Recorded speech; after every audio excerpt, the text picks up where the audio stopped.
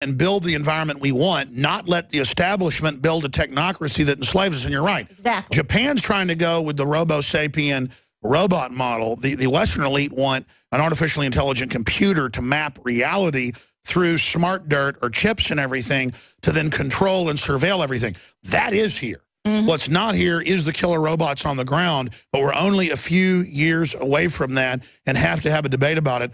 Tell us about this clip we're about to play. Well, this clip, I'm speaking with Dr. Stuart Russell. He wrote the book, Artificial Intelligence, A Modern Approach.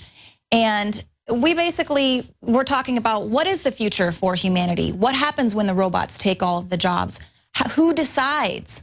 Who gets to decide what is positively beneficial to society? Because a drone, an autonomous drone, it's beneficial to the soldier that's not going to have to die out on the field, but it's not beneficial to perhaps the innocent person who is killed with that drone. Plus, it takes humans out of the equation, and then the robot can just be self-destructed or its memory wiped after it murders the family. Right, and we know... And plants DNA there to blame me. Right, and whoever is programming this drone might just be doing his job, but who gave you the orders to do that? And is it a war that was waged for humanity or just for some corporate person who wanted to go in and take this country's resources? Who decides? There was a Tom Selleck movie back in the 80s called Runaway, and they've now come out with basically killer robots that don't stab you with acid. They fire a shotgun burst at you, or they have a handgun built inside of them, and it comes in your house and kills you. DARPA released that 2 years ago. They have drones that fly over and release 100, and they actually have these now, little pods that come down and surveil you and shoot you.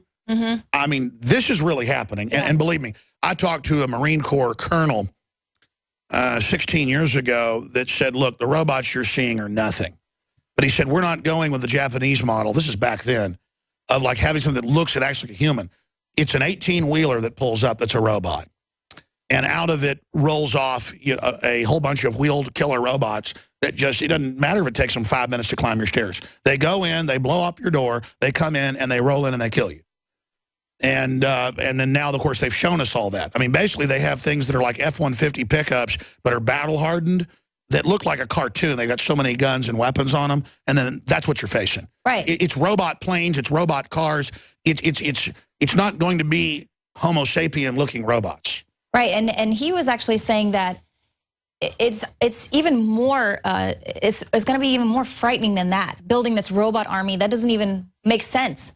What they would do could take out a country in a day. Simply. Well, sure, it's a robot brains that go in and jack into all the communications, or even if they hardwire stuff not to be hooked into the grid, they simply deploy robot drones that are like smart meters that hover in, attach, hack the system at the point, and then take it over. Right. He said it could. You could have one robot per city take over. He said 2 seconds decimate the civilian population, and that's why.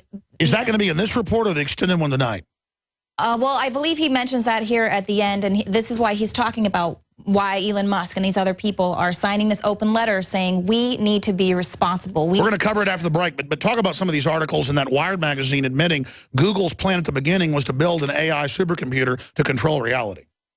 Right. Well, that's basically what Stuart Russell was talking about as well, is that the AI that we have is like Siri or like Google, where what it is it's kind of taking all this data and figuring out how to be a more perfect source of information. We are building the AI. It is us. Exactly. That's how it learns. That's how the robots learn, is they observe us and they see what's beneficial to us. My God, we're building robots that are like us. We're really in trouble.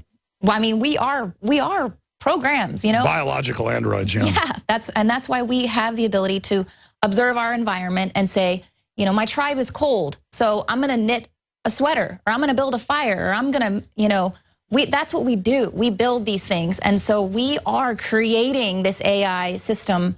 Just like we built InfoWars to fight the New World Order. Absolutely.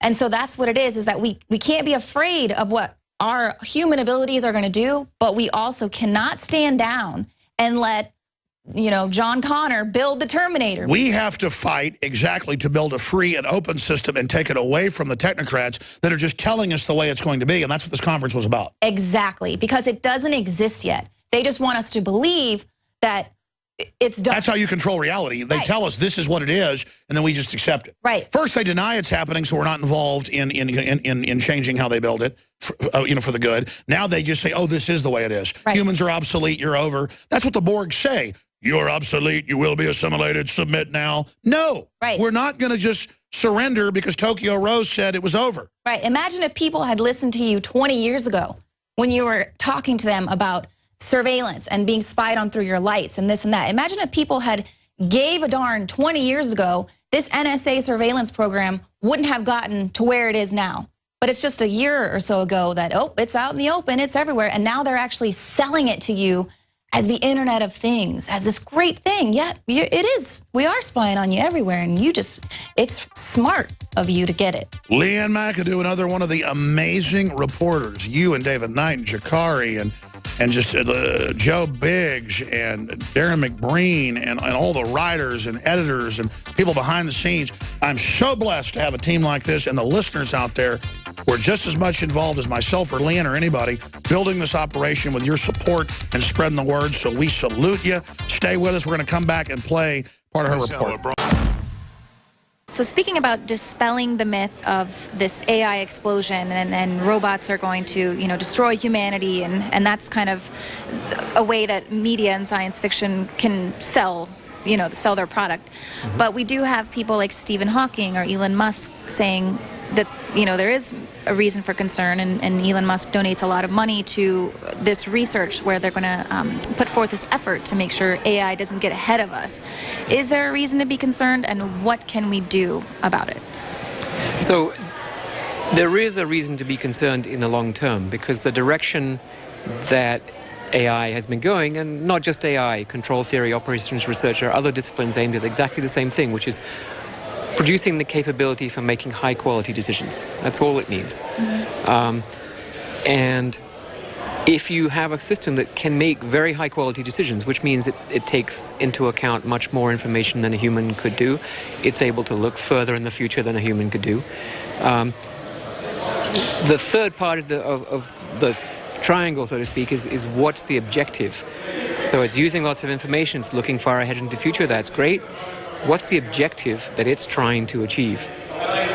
If that objective is not perfectly aligned with the values of us humans, then that creates the possibility for bad things to happen. That, in some sense, is the definition of conflict. And getting into a conflict with systems that are more capable than we are doesn't sound like a good idea. So the solution seems to be that we have to make sure the values of the machine are aligned with the values of the human race. So one way to get that to happen is for the machine to observe what humans do. Not only what we do, but what is our attitude to what we do and what other people do. So if someone gets put in jail, we learn that that was an act contrary to human values. If someone gets up in the morning and makes a cup of coffee, then the machine learns that having some coffee in the morning is valuable to humans, vital to humans, and there is a lot of information out there. Who gets to decide what is positively beneficial? Is it going to be some government agency or some bureaucracy? Who gets to decide? Because, for instance, if you take autonomous drones, well, what the human would want them to do is be really accurate and have precision, so that it'll strike its target. But maybe the person on the receiving end of that drone strike, that's not going to be beneficial to them. And we know sometimes war is waged for the wrong reasons, and people decide for the wrong reasons that they want this machine to do their bidding, basically. So, I mean, that's not really something that people can even backtrack. That technology is already there. But so who kind of gets to decide what's beneficial, and is there any way to control some of this? We're going to come back in the next little segment ahead of Joseph Curl joining us and have Leanne finish this video. But you were just making the point that this is the crossroads right now. I mean, go ahead and make that point you were telling me. Yes, we are on the precipice of a decision that is going to alter the course of humanity for all time. This AI, it's going to happen. AI has a future. It's here. It's just the question is, what is the future for humanity? And are we going to be involved in that, or just let the globalists build a nightmare system, which they are building an anti-human computer grid and training the robots to exterminate us autonomously? Thank you for listening. We'll be right back. To Stay with GCN. us. Visit GCNlive.com today. When cells become toxic, they die early and aging sets in. No one has put together a formula that focuses directly on brain health, nerve growth factors, and optimizing your cellular energy at the same time. Just one of the key compounds, BioPQQ, is backed by major clinical studies. You want the best that's out there at the lowest price anywhere? We now have the synergistic solution. Secure your DNA force today at InfoWarsLife.com or call toll-free 888-253-3139. The average person's life is filled with unexpected challenges. Unlock the energy it takes to defeat these daily beasts with super male or super female vitality, specifically designed to assist the body in regulating proper hormone balance to create superior vitality in males and females. Supercharge and conquer your world at InfoWarsLife.com or call 188-253-3139.